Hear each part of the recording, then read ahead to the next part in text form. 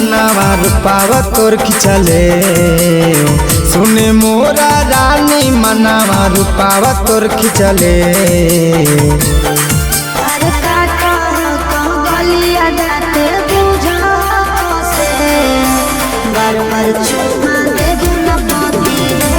अच्छा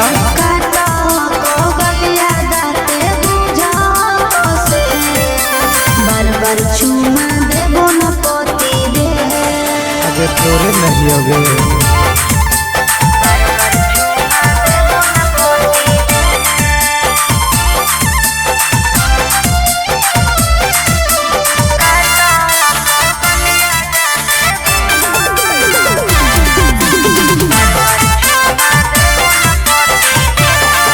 अगे बिना सटल हमारा रानी लगा हो ना मन आवा।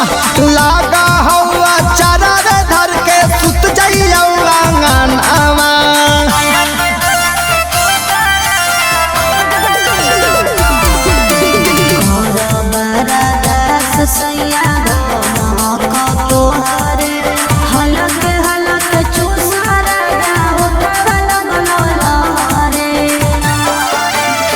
झारो हखी के सिया धानी दिलावा लूटले। झारो हखी के सिया धानी दिलावा लूटले।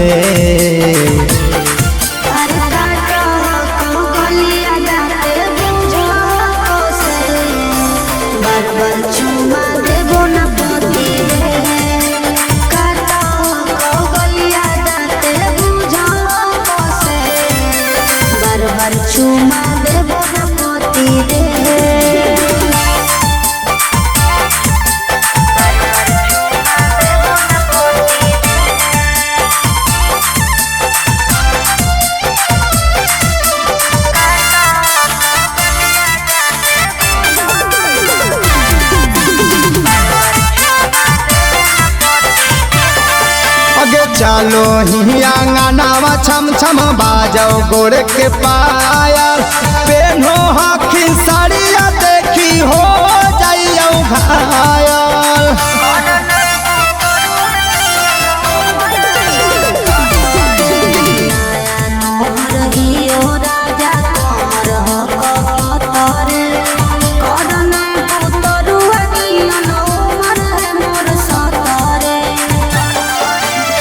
राम निवास राहुल रावण के लागो ही मीठा में। राम निवास राहुल रावण के लागो ही मीठा में।